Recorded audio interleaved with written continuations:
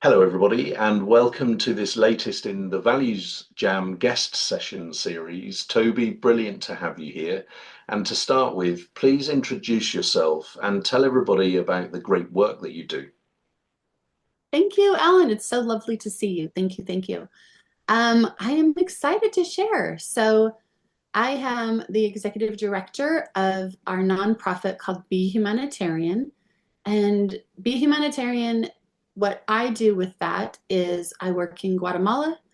I support and make sure that our kiddos are eating and going to school and learning English and having opportunities that they wouldn't normally have because of the luck of the draw and the location that they were born in.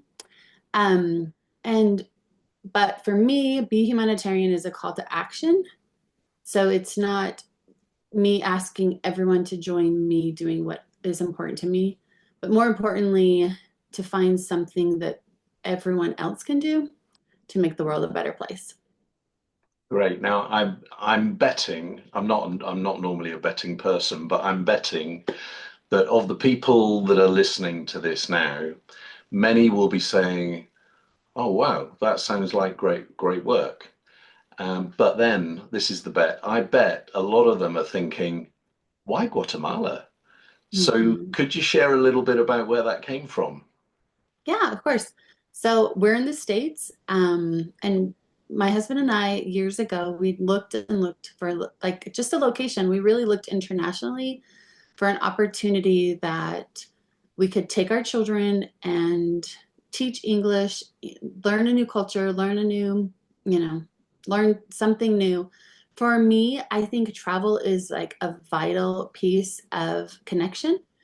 And I think that it was such an interesting experience for us to go from, well, when something goes wrong, we have like 100 people to call, to if something goes wrong and the car breaks down, it's just us. Like there's nobody to call. There's no mom, there's no dad, there's no outside help. And I think that it's a beautiful way to really strengthen relationships, Mhm. um, to be out of your element and to be on your own. So we had that opportunity. I had found a woman, I met a woman at a conference, and she expressed to me that she had just gone home from Guatemala. And I was like, with your children? Like they let you take your children, because we had received all sorts of rejection letters saying, we're not interested in you bringing your children. Like adults are fine. And so that was it. I got an email address to the director of a school in Guatemala, and we actually decided, this is a fun story, but we actually decided to drive. So from our home in Utah, we drove through the rest of the US, through the entire country of Mexico, and landed in this teeny little country of Guatemala. Wow. And how long ago was that? Over 13 years ago. Right. Okay. Crazy, huh? Yeah. Time flies, right? So Mhm. let's choose our values jam card. So I'm going to tip the cards out and give them a bit of a shuffle. And can you have a think about how many piles of cards you'd like me to make in front of me? Let's go with three. Three. Okay. They're going to be different sizes. So we'll do that. And so would you like the pile on my left or the pile on my right or the one in the middle? Let's go right. Right. Okay. So that's the biggest pile actually. So 3, 6, 9, 12, 15, 18, 21, 23 cards. So a number between 1 and 23. Let's go with seven. 7. Okay. So the card you've chosen is humility. And the first question is, what does humility mean? And what does it look, feel, and sound like? Hmm. Really, really cool. You've done a really cool job with this. Um, I think for me, humility looks like, well, it's really being able to do some inward work and look within and ask yourself the question, maybe would I be here in this privileged position? Did I do something to get here? Or was it just luck? That's maybe that's how I would think of it for humility. Just asking yourself those questions instead of it being like this gift or you deserved it or whatever your beliefs are, how it works, but asking yourself some harder questions like did you do anything to get there? Is it, was somebody in charge of that or was it just plain and simple luck? And then you asked what it feels like. Do you mind repeating that question? Yeah, so this is kind of the metaphor side of the question. So when you think of the word humility, what images come to mind, what feelings come to mind, and what sounds come to mind? Hmm. Yeah, so interesting. I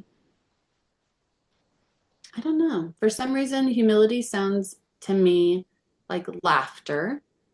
Okay. So we can either be laughing at ourselves or just laughing with others when things aren't as we think they are, or that it's a surprise, or we make a mistake, or something goes awry. And those are really fun. I'm not sure. Um, I think humility would feel like really soft. So something like a really fuzzy blanket, like something you could wrap around yourself, because I think it's an important skill for us to be able to look within ourselves and to be to be able to say those things. Like maybe I don't deserve this just because maybe I got born into something really, really lucky. Interesting. So you said soft, and I don't know what the chances of this are, but the first word I wrote down when I was listening to you, I wrote soft and then quiet, Mm, because I think of humility as being those two things. And I love the way you started off with, what questioning what you did to make this happen. And probably it's been the last year I've started to use this question with people actually. So I ask people to think of something that they're really proud of having achieved, mhm, then ask them to be honest with themselves and answer the question, what did they do that mhm, meant this was the outcome, mhm. compared to what did other people do or what other external circumstances unfolded to cause that outcome. Right. And the reaction I get is that people say, oh my goodness, I thought that this was me making this happen, but Mhm. actually it's hardly, it's kind of tiny in terms of the contribution. Yeah. I mean, there's so many things that go into our success, right? Like the place that we're born, our gender, our our circumstances of like socioeconomic status, the education of our parents, like the education of our grandparents, where they immigrated from, where they came from. Like there's just so many things that, yeah, that we really did not have much to do with, much say over. And my mom recently sent me a video of it was like a social experiment and it was a race. And the race, there's just like this whole line of people like ready to run. And then the MC says, okay, you can take one large step forward if you were born in the US. If your parents were able to pay for you to go to private school. If, and all of these things. And the stark reality was that there was a line of people that did not move from different colors and different cultures, that they did not take steps forward. Yeah. And then the race began. And it's not like, you're not coming from a starting point that makes it fair. This is not like you're not all on the same line. Like there were people 20 feet, 20 large steps ahead of others. So yeah, I love that. I love looking at what we did or like what circumstances allowed us to do. Hmm. And you touched on this when you were talking about the school in Guatemala, because, like you just said, it's a lottery where we're born and who we're born to, right? And it's nothing to Mhm. do with us or our talent or capability or anything else. And Yeah, that seems like very weird because it's not at all fair. not at all. Yeah, and just imagine the talent that doesn't ever have the chance to flourish. Sure. Yeah. All the geniuses that don't have the chance of going to school, and just all of those unlit candles that could have just changed things had they had different circumstances. So I think it's really important because something that it started to bother me more and more is when people use the word deserve. And I think people, it's just like a really kind thing to say. I don't think people put much thought into the word. They're like, oh, yeah.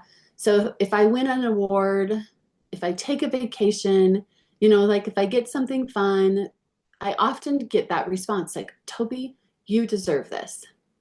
And it really has started to bother me. I'm like, but why? Don't we all deserve this? Like, why would I deserve this over you or over over anyone else? So I'm like I'm a little bit cautious of using the word um, of deserve, but I think that that shows a lot of humility when we can look at our circumstances and, just ask those questions like, was this because of the color of my skin? Was this accomplishment because of where I was born?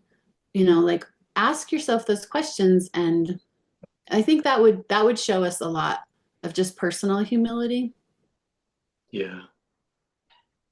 And there's also um, something about, whilst on the one hand, maybe our ability to influence the outcome, like we've discussed, is quite small, there is also something else about how some people seem to be able to give the chance for good things to happen more than other people seem willing to do. Right. Um, and I'm not, I think this is probably touching on the law of attraction and stuff like that. And either I don't understand the law of attraction well enough, or I don't believe in it, because my sense is that some people will say, "Oh, well, if you want something, all you've got to do is think about it, and it will happen." And that for me, I just don't get that. But Yeah. on the other hand, I've had personal experience of doing what you think is right, and as a result of that, things somehow magically unfolding in front of you, which you couldn't possibly have imagined or predicted, which would Right. not have happened if you hadn't done the things that you thought were right. Mhm. So that's a contradiction in a way, because on the one hand, I'm saying law of attraction, don't believe it, but then I'm saying it happens. So what's your take on that?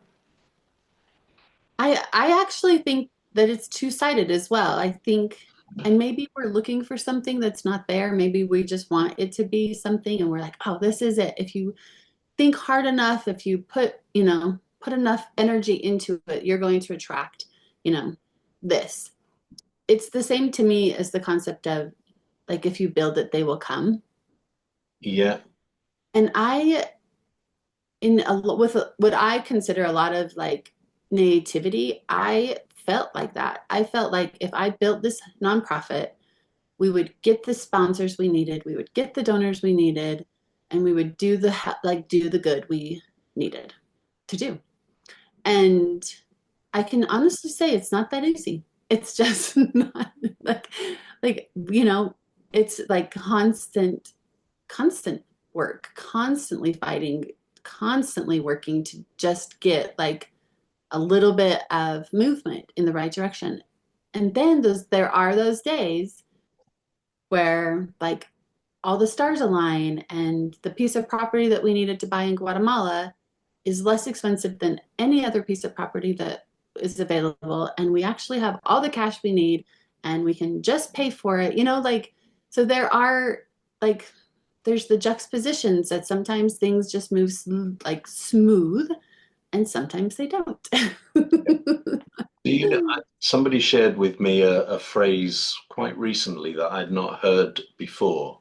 I'm wondering whether it's an Americanism. So they said that when that sort of stuff happens, like you said about the piece of land and you've got enough and all of that, it's a God wink. You Mm, familiar with that? I have heard it. Yes. Yeah. Yeah, that's interesting too. I'm not a religious person. Me So, neither. yeah, in my vocabulary, I would probably say like an angel wink, maybe because I do love to believe that like that's a possibility that like my grandfather, like they're still available in some angelic realm. So, yeah, I like the idea of it. But then sometimes it's just plain and simple, like hard work and it doesn't pay off and there's no winks from anyone. Yeah, I was talking to somebody about this the other day because, oh yeah, he was asking for advice about how to build his career, and he was saying, Alan, you seem to have managed to do this, that, and the other, and how can I do it? And I said, I can't tell you how you can do it, and if people tell you they can tell you, be suspicious because I don't think anybody really knows. You just kind of make it up afterwards and tell people that it was a formula. Um, and I kind of paraphrase what you've just said because I told him a story about how there's a guy called Philip Kotler who is regarded as like the father of modern marketing. And Mm, he, I won't tell the full story, but basically, I volunteered to go to a conference when they wouldn't pay a fee or the accommodation or anything else, just because I liked the people. Ended up meeting this guy, Philip Kotler, at the conference, and he ended up writing the foreword to my book, and it's got a fantastic quote from him on the front. And so I said to this guy that I was having the call with, I share that with you. And he said, oh, that's amazing how that happens. And, it wouldn't have happened if you hadn't chosen to go. And isn't that wonderful? And I said, well, yeah, it is. But I'm not going to tell you the 99 stories where nothing happened, actually. yeah. Or when you paid to go to the conference Yeah. and nothing, yeah, you were like, wait, nothing happened to this one. Yeah. I know. And so It is two-sided. going back to humility, that this is something else that you're making me think of now. And it's about um, context. So, you've just said there about, or I guess we've collaborated to talk about how sometimes the magic happens, a lot more often the magic doesn't happen. Then, sometimes you even pay for something and nothing happens. And for me, humility is about just accepting that for what it is, and that is it. I paid and nothing happened. Does anybody deserve that or not? Who I'm not going to judge. It's just the way it is, right? So I have actually been thinking about this a lot. I didn't realize that I had been thinking about humility, but it's been on my brain a lot. My husband and I recently took a flight and I was looking out the window and like nearly, I just was so astounded. I was like, all of these people have lives that are so important. Like, like all the little cars that are driving and all the little houses and like all the backyards, it was just like this like bird's eye view. And I was like, they are all like me, like they're all doing their damnedest. They're all working as hard as they can. Like they're all supporting their families and loving their partners and raising their children the best way that they know how. Like yeah, I just think it's a beautiful thing to be able to do. And I think it's important that we do it.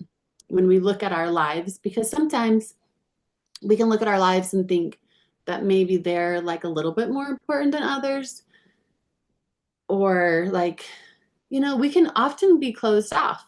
Like we maybe don't know about those kiddos in a developing country that don't have access to food, and don't have access to education and don't have access to opportunities. And but you're like, but we do, like here in this world, in my perfect bubble, my children have access to that. So I think by us looking introspectively and having that humility to look and ask those questions, because there are billions of children that don't have those same opportunities. For sure. And that leads us to another question, actually. So, we started quite big, and then we've talked about some quite practical examples. And I'd like to know, where have you noticed a lack of humility? Hmm. Ah, that's interesting. I like my personality is to stay positive. So, like, I really do. And it's so funny. Like, I recently took this big, huge, like, executive training, months and months of women in leadership. And they do a big test at the beginning, and you send it to like 25 people. Like, it's a very in depth personality exam. And one of the things that came back just overwhelmingly was my ability to like continue and like continue positively. So, and my husband and I just laughed at that because he's like, honey, you would never be doing the work that you're doing if you couldn't. Like, if you looked at these kiddos that don't have opportunities and don't have clothes and don't have uniforms and don't have school supplies and don't have food on their table, like you wouldn't be able to do it. Like, you have to have that positiveness about you. So, I think if we wanted to, we could look around and quite easily find example after example after example of people losing their humility, not being able to spot it. Mhm. Um, but yeah, I mean, I think we could see that all day long in politics in the world. So I do think that one of my favorite things is when I do get the opportunity to see humility and to see like that pureness that humility that offers us. And that's when we're on the ground in Guatemala with our families, sitting on the dirt floor, like playing with the kiddos. Like, that's for me, that's like the most like it's just the perfect spot for me. So for me, I will focus on the places where we find humility. Right, okay. The example for me is where a whole bunch of people have been involved in something which ends up with one person receiving kind of all of the adulation or whatever it is. So, um, if you take something like Formula One car racing, so the driver is the guy that takes the car across the line and wins and is on the podium, but all of the engineers and all of the people that are involved and the dietitians and nutritionists, everybody that's played a part. And sometimes those guys are better at recognizing everybody else than others. Um, but then even those that do, sometimes, and I wonder what this says about me actually, sometimes I think when you hear somebody say, oh, and I couldn't have done this without the team behind me and all that, it sometimes doesn't sound very sincere. It sounds like they should be saying this kind of thing. Um, yeah, and I can feel sitting on a dirty floor with kids now and just feeling that nothing else matters. You're just there with them, maybe with some crayons, drawing something, and them having a laugh at you because you've gone outside of the area of the roof or something.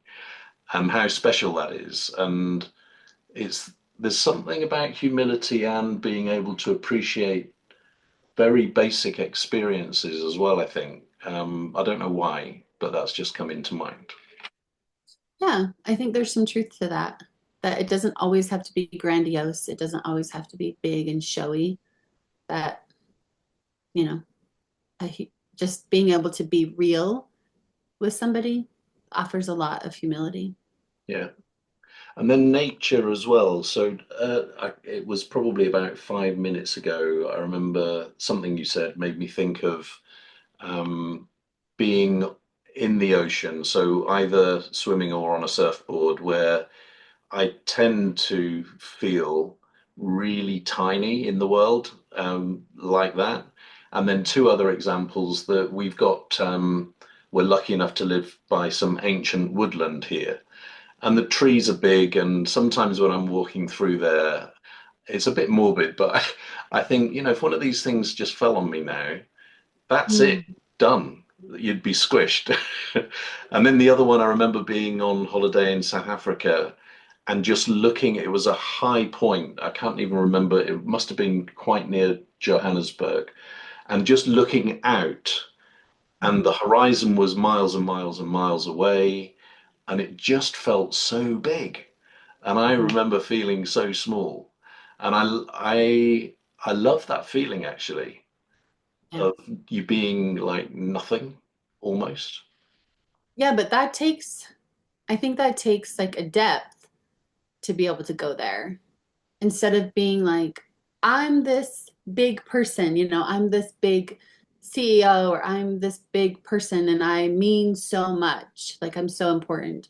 I think it's very valuable to be able to look out over the horizon Hmm. and be like, wow, I am just one among billions. Just one. Yeah. And there's something also then about societal systems that kind of encourage people not to tap into humility. So it's the big bonuses, it's the being on stage, it's the presentations. And I can understand how that it does feel good, when you're in that sort of situation. But Right, right. it's also this piece about remembering, I guess what I'm recurringly thinking about, it's about context. So if Mm. you are able to rise up above yourself and realize the part that you are playing in the landscape or the woods or the sea or what's just happened, it makes it a whole lot easier for you to realize that it wasn't you at all. Yeah, yeah. I So, love it. sorry, go on. No, I think I have a perfect vision of that opportunity to look out over the horizon. We were hiking some ruins in Mexico, and we got so high that we could see the curvature of the earth because you could just see this like Yeah. this and yeah, just to be able to think to yourself, just I mean, just this thought of like, I am one little teeny life here. Just that thought shows a lot of humility and humbleness to be able to say, like, and now what am I going to do with it? What am I going to do with this one little life? Mm. And you made me think about, so this is partly, I suppose, because of you talking about somewhere like Guatemala. I've never been there. And I often think that when you're in a different environment, how vulnerable you are because you don't know stuff. And Mhm. yes, there are some places where bad things can happen. And there are some places where bad things can happen that you don't even know you're in that place. Right. Um, and that's kind of humbling as well because you realize that you turn right instead of left and you might not come out of there kind of thing, right? Yeah. And I think that's what's so cool to me about traveling is that then you put yourself in those positions and you're like, oh, wow, like I have so much to learn. I still have so much to learn just about like maybe this is a no right turn, like because we have different laws and different cultural expectations wherever we are. So I think you should go to Guatemala, I'd love and to. I think you should, yeah, I just think I think travel for sure is just the most amazing lesson in humility. Yeah, and so with this, I'll explain first because in ValuesJam, what often happens, and it's just happened to me now, and I'll share the story shortly after I've explained what it is. Um, in ValuesJam, often people say, "Oh my goodness, this thing's just jumped into my mind, and I haven't really thought about it for more than 10 years or something." And I ended up speaking to a psychologist in New Zealand who explained that because values conversations go very deep, what might be happening is that previously lapsed neural pathways are being re-sparked, and that's Mm. causing the memory to surface when previously it was hidden. So that's the backstory. And so now the story is I was in Tokyo on business and I had a weekend off in between weeks. And so I wanted to go to a place that was around about an hour's train journey out of Tokyo. And so I took the train and two strong memories. One, I remember being in the station, having absolutely no idea of what all the signs meant, because it's just a different alphabet more than anything else. And then when I was on the train, and bear in mind, London is a very cosmopolitan environment. I was on the train, I was the only non-Japanese person on this packed train. And I'd never experienced something like that before. Whereas other people are experiencing that a lot, where they're just the only person. Right. So you've just reminded me of that. Thank you. Yes. Yeah, I too have stood in a place where nobody else was my color or my culture or, my citizenship or from my country. And those are such beautiful places to stand. And that gives you such a deep, amount of introspection. You're like, wow, like now I am that. And now I can understand more what others feel like when they are also in these same shoes. Yeah. And if somebody had tried to explain it to you, they might have done their very best job, but you wouldn't have really understood it as you understand it when you're there experiencing it, right? Yeah. Yeah. I mean, that's the thing. Like, I have a friend and she's said to me, what's the difference between going to Guatemala and just looking like at your photos or watching your videos? And I'm like, well, there's a stark difference. It's the view is this big compared to like, the whole your whole vision. So I think standing in the shoes is the whole vision, and hearing about somebody's experience is like, the camera size view, like, oh yeah, I can see that, like I can understand this much. Yeah. And actually, so now this is triggering other things. So I was in Sri Lanka on holiday, and we had a bungalow. There were two bungalows next to each other on at the top of the beach, and the guy that looked after the two bungalows, I was just chatting with him one day, and I don't know if you know, but in Sri Lanka, the climate is very kind of split. So 6 months of the year it's blue sky sunshine. 6 months of the year it's rain. So Mm. I said to him, I'm curious about what you do because obviously in the season when you've got tourists here and you're looking after the bungalow, you're very busy. But what do you do when it's the 6 months of rain? And he looked me straight in the eye and he said, well, nothing.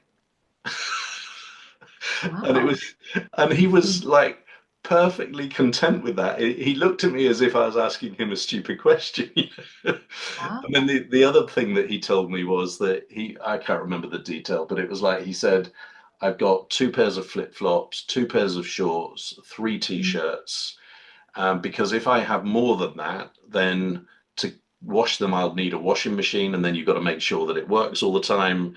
And he was Um, just like so grounded. It was a lovely conversation. it's, I mean, what a privilege to, to look at life through those eyes. Yeah, I mean, I think it's a really common thing in a developed country to have as many pairs as can fit in your closet. And then sometimes you use the closet in the guest room and you use the closet in the room next door because you've run out of space. But like, how beautiful to be like, well, if I have this much, it works.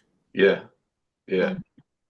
Now, Toby, in Values Jam, there's also a chance for you to create your own question, right? So I'd like to invite you to do that now, is to ask your own question about humility, beginning with who, what, where, when, why, or how.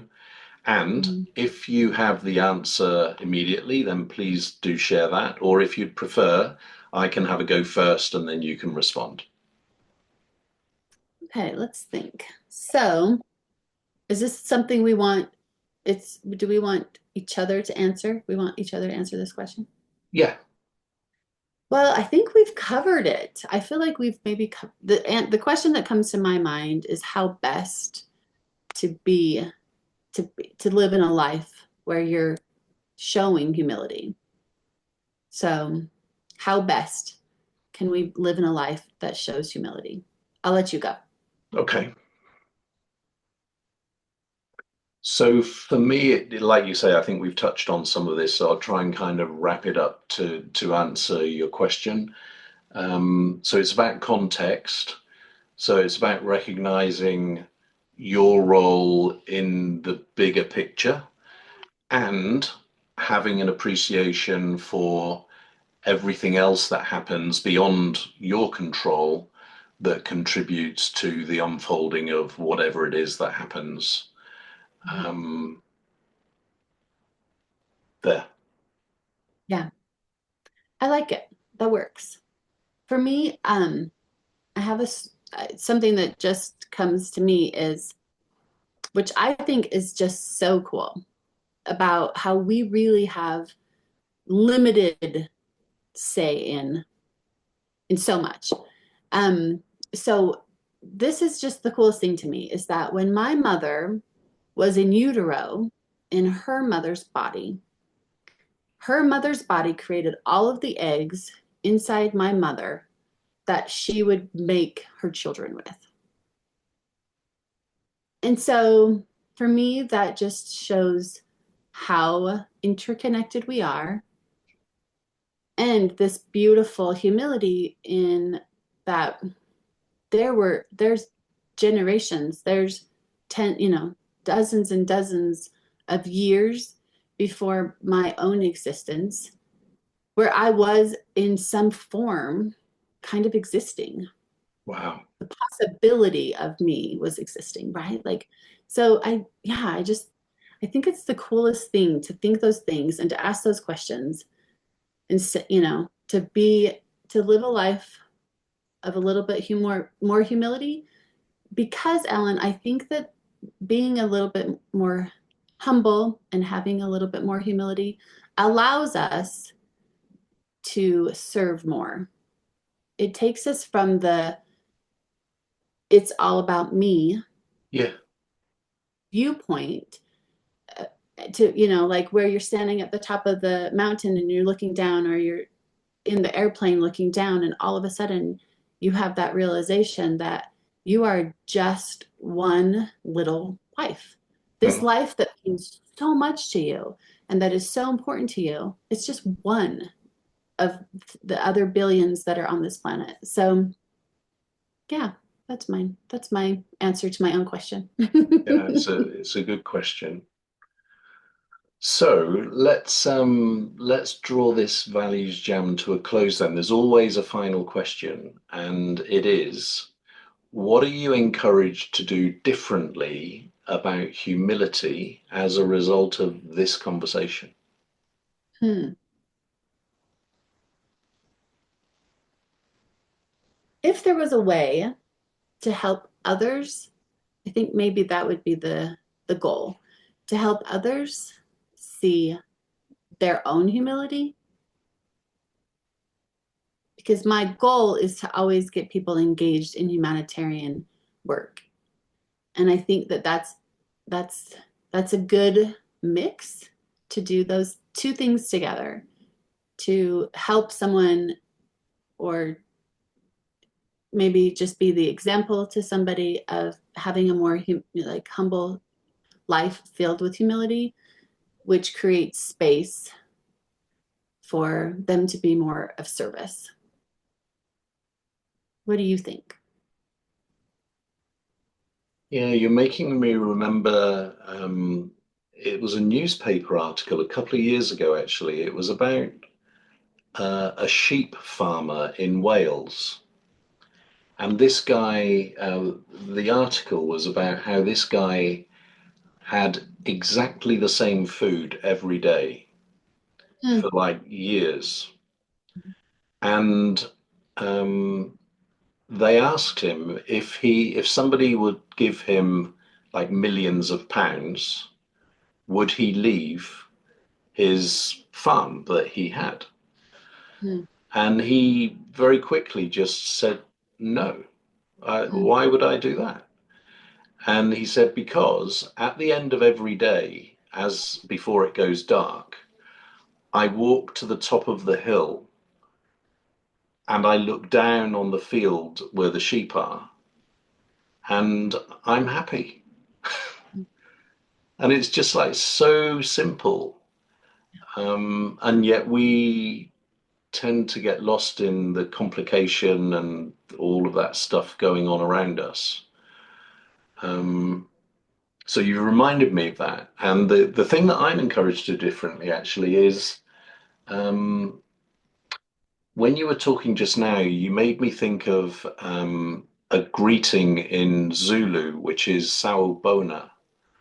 Hmm. And it was when you were talking about how your existence was there generations ago in some form. And what it reminded me of is this greeting. So Sawubona is what they say to each other, like we say, "How are you?" Um, Okay. Whereas, when we say, "How are you?" we're around the block before anybody can answer. We're not really interested in the answer, right? Whereas Sawubona translated is, "We see you." Mhm. So when they meet each other, they look into the eyes of the other person and they say, "Sawubona, we see you." And the reason it's plural, not singular, is because they say that when you're looking into the other person's eyes, you're doing that with your own eyes and the eyes of all of the ancestors before you as well. That's And that's really beautiful. just, yeah, it is. It is. And so I'm just making a connection between that and humility. And so I'm going to do some more reading around the concept of Sawubona. And I Mhm. will send it to you as well in case you're interested to read it. I would love that. Yeah, I think, Alan, I think if we as human beings, as very blessed with a lot of stuff and a lot of money and a lot of technology beings, if we could look into each other's eyes and greet people with that same deep understanding, like I see you, and the generations of people that have lived before me see you as well, how many wars would we end? How many hungry children would there be if we really saw people? Well, I'm not going to say anything more than that. What a brilliant tone to end this Values Jam on. So thank you so much. Yeah, thank you, Alan. It's been a real pleasure. Thank you so much. Take care.